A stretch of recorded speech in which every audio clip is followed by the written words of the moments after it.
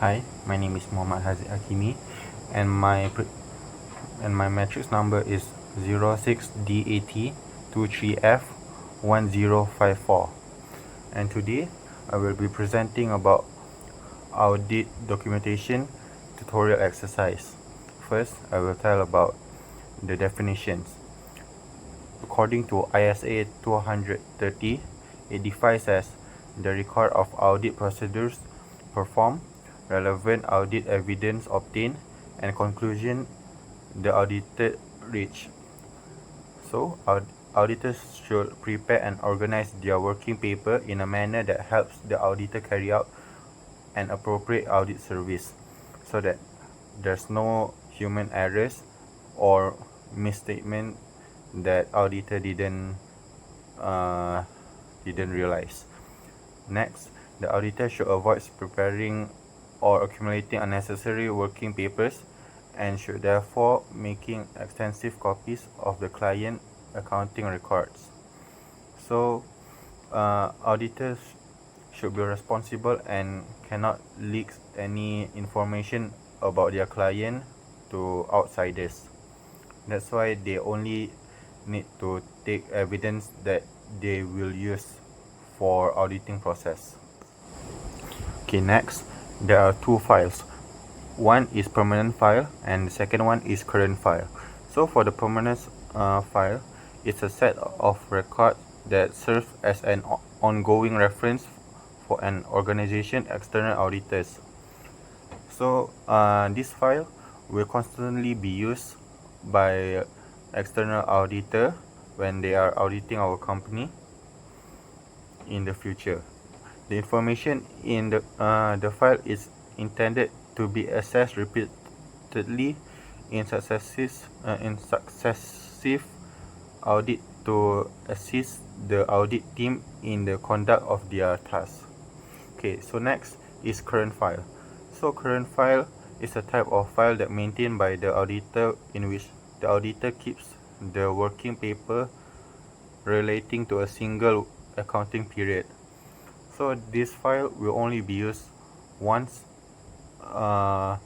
based on the year it's audited. This file has significant importance in audit process. A current audit file contains information regarding audit conducted for the current period. So I will be listing the 5 content in current file. So number 1 is audit program. Audit program is a plan on the process of auditors will audit the company. Second is a working trial balance. Working trial balance is a trial balance that are currently being adjusted. Third is schedule and analysis. For schedule and analysis is to check whether the project is flexible or not. Fourth is propose adjusting and reclassifying entries, is to check whether the financial statement are the same as the financial position or not. The last one is audit memoranda. Audit memoranda is an important note and also a way for auditor to communicate with each other. My name is Raja Hazim bin Raja Sarifin, number matrix 06DAT23F1041, and today I'm going to talk about the importance of audit working papers. First of all, it is necessary for audit quality control purposes. The audit working paper is important in maintaining and ensuring the quality of audit process in the company. Second one is to provide assurance that the work delegated by the audit partner has been properly completed. This is to provide assurance to the company or client that their audit partner has properly fulfilled their duties in carrying out the audit procedures. The third one is to provide evidence that an effective audit has been carried out. The working paper also acts as a hard proof evidence that an audit has been carried out and has been properly completed. The fourth one is increase the economy, efficiency, and effectiveness of the audit content sufficiently. What this means is that the working paper also helps overall increase the efficiency, effectiveness, and quality of the audit process that is in the company. And lastly, retain a record of matters of containing significance to future audits. This means that the working paper also records a number of important materials that are going to play significant roles in future audit process. Next, I'm going to explain about audit program, working trial balance, and schedule and analysis.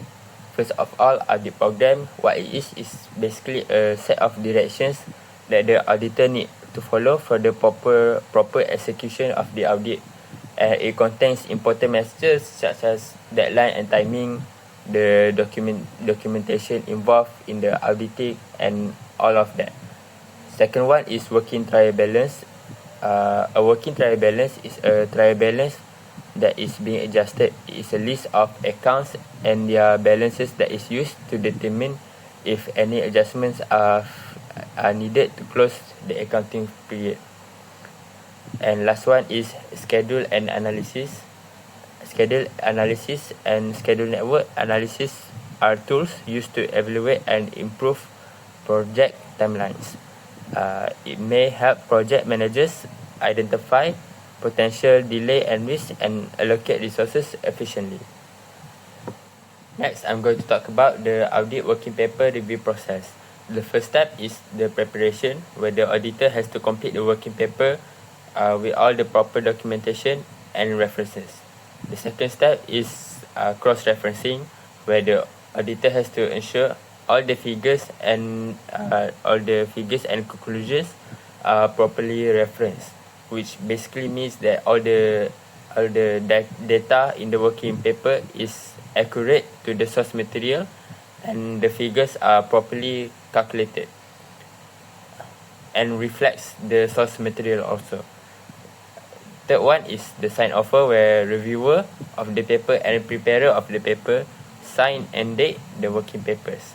And lastly, the final review, where the engagement partner may perform a final overall review before audit opinion is issued. That's all. My name is Lim Zheng Yang and my number metric is 06DAT23F1096. Today I will present the change to audit file. On an audit has been concluded, the audit working paper are considered ledger evidential and so are appropriately indexed and filed. At a minimum, the working paper will be reviewed the next year by the assigned audit senior or manager who will want to understand any issue found in the prior year and also to determine if there are any ways to budget the audit staff time more effectively. Ownership of audit working paper. The working paper are the property of the auditor. The auditor right of ownership, however, are subject to ethical limitation relating to the confidential relationship with client. Content of the auditor working paper may sometimes serve as a useful differential source for his client, but the working paper should not be regarded as a part of or a substitute for the client accounting record. The auditor should adopt reasonable procedure for self-custody of his working paper and should retain them for a period sufficient to meet the need of his petitioner and to satisfy any pertinent legal requirement of record retention. Audit sampling. ISA 560 defines sampling as the application of audit procedures to less than 100% of items which a population of audit relevant. All sampling units have a chance of selection. In order to provide the auditor with a reasonable basis on which to draw conclusions about the entire population. Audit may not implement audit sampling when there are a small number of high-value items that make up a population. There is a significant list of material misstatements and other audit procedures will not provide sufficient appropriate audit evidence. My name is Muhammad Zulmi bin Muhammad Zaid. My matrix number is 06D8223F1057. Today I would like to present about audit sampling process. The audit sampling process is involved of selecting a subset of items from a larger population to test and draw a conclusion about the entire population. This process allows auditor to efficiently gather evidence and express an opinion on the population without examining every item. The audit sampling process typically involves planning, executing, and evaluating the result. And audit sampling process, the first step is by auditor identify population. The auditor identify the specific item or transaction that constitute the population to be sampled. And the second one is the auditor apply sampling method approach is by auditor pick a few sample to be tested. The next one is auditor perform audit procedure is by the auditor, which is by inquiry about the information given by the client, and next is do inspection to determine the true and fair view, and lastly by analysis. And the last step to audit sampling process is by finding use as basis of opinion. Sampling approach can be divided by two sampling. The first one is statistical sampling and the second one is non-statistical sampling. What is mean by statistical sampling? It is a random selection of item and use of probability theory to evaluate result. And it also allow each sampling unit to stand equal chance of selection. And while non-statistical sampling is a selection of sample based on characteristic or attribute that are established by the auditor. It also is which the auditor give inappropriate document not related to sampling rates. For example, of course, auditor misinterpreted audit evidence due to lack of knowledge, limited time, or other factor. Auditor poorly design audit procedure. And for the type of statistical sampling is can be divided to three types. The first one is random selection, and the second one is systematic selection, and the third one is monetary unit sampling selection. So for the first one, random selection is mean by in a simple random sample, every item of the population has an equal chance of being selected. to conduct this type of sampling, auditor use tool like random number table or random number generator or other technique that are based entirely on chance. And what is mean by the second sampling, which is systematic selection? Systematic selection is can be defined as the method that divide the number of sampling unit within a population into the sample size to generate a sampling interval. The starting point for the sample can be generated randomly by ISA 530 recognize that it is more likely to be truly random if the use of random number generator or random number table are used. And the last one is monetary unit sampling selection. It can be defined as selecting item based on open monetary value, or is meant by usually focusing on a higher value item. It also can be defined as the sampling unit as an individual ringgit in account balance. And the last one is select transaction or account ledger with larger amount. Assalamualaikum dan selamat sejahtera. Nama saya Natasha Amira binti Muhammad Hairul, nombor matrik 06DAT23L1093. Hari ini saya akan menerangkan tentang sample risk and non-sample risk. Sampling risk. Sampling risk is the risk that the auditor conclusions based on the sample may be different from the conclusion that if the entire population were the subject of the same audit procedure. Maksudnya kat sini sampling risk ni risiko hasil yang dibuat oleh juraaudit berdasarkan sampel yang berbeza daripada hasil yang diperoleh jika keseluruhan populasi diuji menggunakan prosedur audit yang sama. Hal ini berlaku kerana sebahagian daripada data yang diuji, bukan keseluruhan data. Sebagai contoh, juraaudit memilih satu sampel invoice dan mendapati tiada masalah.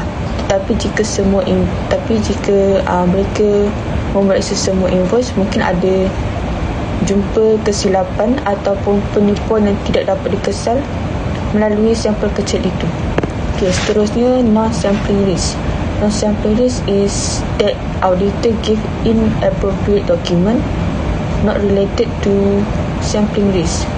Maksudnya kat sini ialah risiko yang di mana juraaudit membuat kesimpulan yang tidak tepat disebabkan faktor selain daripada pemilihan sampel. Risiko ini tidak berkait dengan saiz ataupun pemilihan sampel. Contoh puncanya adalah juraaudit salah menilai bukti audit kerana kurang pengetahuan ataupun pengalaman. Yang kedua, juraaudit menghadapi kekangan masa yang menyebabkan analisis tidak menyeluruh. Yang ketiga, prosedur audit yang direka bentuk tidak memuaskan. Risiko ini boleh dikurangkan melalui juraaudit boleh membuat banyak latihan ataupun pengawasan dan perancangan audit yang lebih teliti. Terusnya saya akan menerangkan tentang audit testing. Audit testing adalah satu ujian yang dilakukan untuk menilai sama ada kawalan dalaman syarikat berada dalam keadaan baik ataupun tidak. Audit testing ni ada dua jenis, iaitu test of control and substantive test. Test of control ni also known as compliance test. Test of control also to examine the effectiveness of clients' internal control, dan kaedah yang digunakan adalah inquiries, iaitu bertanya kepada staff. Yang kedua adalah observation, iaitu membuat pemerhatian secara langsung. Dan yang ketiga inspection, iaitu menerima semua dokumen yang berkaitan. Dan yang terakhir adalah re-performance, iaitu mengulang semula proses dalam syarikat oleh juraaudit. Jika semua kaedah ini berkesan, maka juraaudit akan lebih yakin terhadap sistem sesebuah syarikat. Yang kedua adalah substantive test, iaitu substantive test ini dilakukan bila kawalan dalam keadaan lemah ataupun tidak boleh dipercayai, yang di mana juraaudit akan membuat semakan secara lebih dalam ataupun lebih terperinci untuk memastikan semua maklumat dalam penyataan kewangan adalah wajar dan juga betul. Prosedur yang dilakukan oleh juraaudit adalah recalculation, iaitu membuat kiraan semula jumlah dalam penyata kewangan. Yang kedua adalah confirmation. Confirmation ini mengesahkan maklumat dengan pihak luar.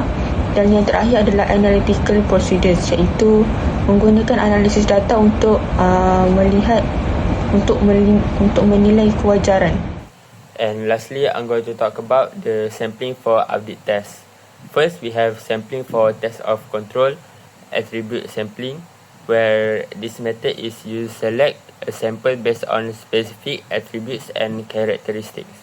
Example of attributes is to verify authorization procedure for payment to supplier, or to examine the segregation of duties. At the end of the test, auditor need to conclude whether ICS clients are effective or not. And the second one is sampling for substantive test, probability for proportional to size. This substantive test is conducted on transactions or on account balances. PPS is sampling design that divides a population into smaller segments to enable an auditor to choose the sample for each segment. Also known as MUS, PPS, also known as MUS. PPS ensures that every unit has the same check. Seterusnya, saya akan menerangkan tentang findings of audit testing.